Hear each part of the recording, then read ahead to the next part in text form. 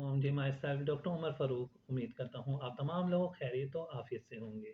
आज की ये वीडियो बहुत ही इन्फॉर्मेटिव होने वाली है क्योंकि इसके ये तमाम वीडियो तमाम होम्योपैथिक लवर्स के लिए, होम्योपैथिक कम्युनिटी के लिए और होम्योपैथिक पेशेंट्स के लिए बहुत ही फ़ायदेमंद साबित होगी।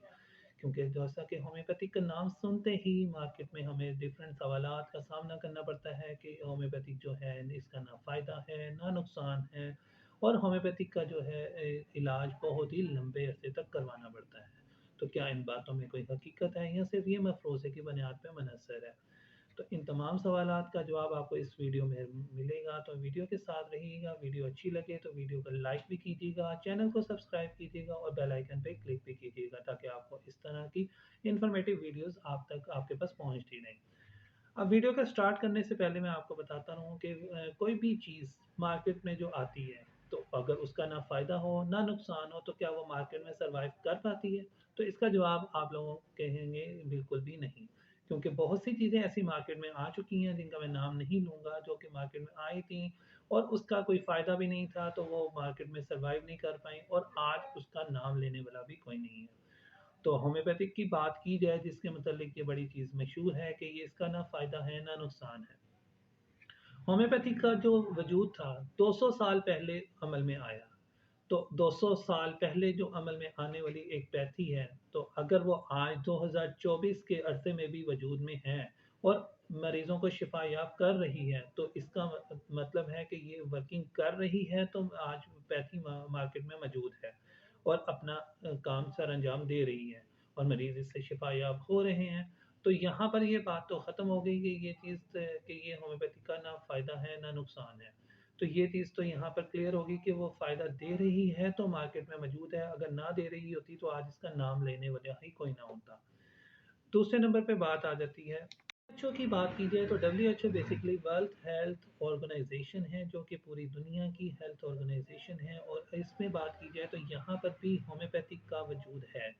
और आपकी स्क्रीन पे शो हो रहा होगा कि होम्योपैथिक जो है second largest system of health है इन द वर्ल्ड है। वो पूरे पाकिस्तान में, सिर्फ पाकिस्तान में नहीं बल्कि पूरी दुनिया में सेकंड नंबर पे जो सिस्टम हेल्थ केयर सिस्टम है वो होम्योपैथिक है, अल्टरनेटिव सिस्टम ऑफ होम्योपैथिक है। ठीक है? तो यहाँ पर भी ये बात आ गई कि डब्ल्यूएचओ जो है वर्ल्ड हेल्थ ऑर्गेनाइजेशन है, ये कोई भी ऐसी चीज़ को अब एक्सेप्ट नहीं करती जिसका कोई वजूद ना हो। इट्स मीन कि अगर ये एक्सेप्टेबल है तो इसका वजूद मार्केट में है, तो ये डब्ल्यूएचओ ने इसको एक्सेप्ट कर रही है और इसकी वेबसाइट के ऊपर ये चीज़ पब्लिश है कि वर्ल्ड हेल्थ ऑर्गेनाइजेशन के मुताबिक second largest system of health in the world है होम्योपैथी। तो यहाँ पर भी ये चीज़ क्लियर हो गई कि होम्योपैथिक का वजूद है और ये असर कर रही है तो मार्केट में मौजूद है।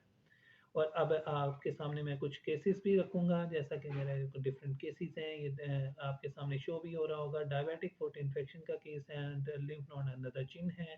ये तमाम केसेस अगर क्योर हुए हैं होम्योपैथिक के साथ तो फिर होम्योपैथिक वजूद में है और होम्योपैथिक का फ़ायदा है तो ये मार्केट में मौजूद है। जिसका प्रैक्टिकल एविडेंस भी आपके सामने है कि होम्योपैथिक बिल्कुल ही वर्किंग करती है। तो ये बात तो टोटल मफरूज़ा हो गई कि होम्योपैथिक का ना फ़ायदा है ना नुकसान है। अगली जो बात आ गई है इसमें, होम्योपैथिक जो है एक लॉन्ग टर्म ट्रीटमेंट करवाना पड़ता है, तो क्या इस बात में भी कोई हकीकत है या सिर्फ़ ये भी मफ़रूज़े की बुनियाद पे है? तो मैं ये भी आपको वाज़ेह करता जाऊँ कि ये भी सिर्फ़ एक मफ़रूज़े की बुनियाद पे है। जैसा कि आपके सामने अब है कि बहुत से केसेज़ जो होम्योपैथिक के पास आते हैं वो क्रोनिक हो चुके होते हैं। जैसा कि आर्थराइटिस का केस आ गया, अगर डायबिटिक फुट इन्फेक्शन का केस आ गया या आपके सामने गॉल ब्लैडर स्टोन का केसेस आ गया और जब इस तरह के केसेस आपके सामने आते हैं तो ये तमाम केसेस क्रोनिक हो चुके हैं और क्रोनिक केसेस को कवर करने में कुछ टाइम लगता है। तो इसलिए इसको कहा जाता है कि ये बहुत लॉन्ग टर्म ट्रीटमेंट है। तो आया कि ऐसा नहीं है। क्रोनिक केसेस में ज़रूर थोड़ा टाइम लगता है, लेकिन अगर आप एक्यूट केसेस में होम्योपैथी की तरफ रुजू करेंगे तो होम्योपैथिक चंद मिनटों में, चंद सेकंड्सों में भी मरीज़ को शिफा याबी की तरफ लेके चले जाते हैं। और बहुत से ऐसे केसेस मैंने अपने प्रैक्टिस में भी देखे हैं। मैं 2008 से होम्योपैथिक के साथ मुंसलिक हूँ और अल्हम्दुलिल्लाह बहुत से केसेस अपने प्रैक्टिस में सॉर्ट आउट किए हैं और बहुत से केसेस अपने सामने अपने टीचर की मौजूदगी में भी देखे हैं जो मरीज़ चंद सेकंड्स, चंद मिनटों में ही शिफा याबी की तरफ चला गया। और जिसका प्रैक्टिकल एविडेंस भी आपके सामने एक ये शॉर्ट क्लिप के तौर पे मैं आपके सामने शेयर करूँगा। ये पेशेंट sciatica का पेशेंट जिसको आम ज़ुबान में लंगड़ी का दर्द कहा जाता है, ये चंद दिनों की मेडिसिन में ही मुकम्मल शिफा याबी हो गया। ये देखिए ये शॉर्ट क्लिप आपके सामने चलने लगा है। अस्सलाम वालेकुम जी। मैं खुद एक शैटिका का पेशेंट था, तो जिसका इलाज आम तौर पे किसी डॉक्टर के पास भी चले जाएँ तो बहुत वो ऑपरेशंस के हवाले से बताते हैं, बड़ा कॉम्प्लिकेशंस उसमें पैदा कर देते हैं।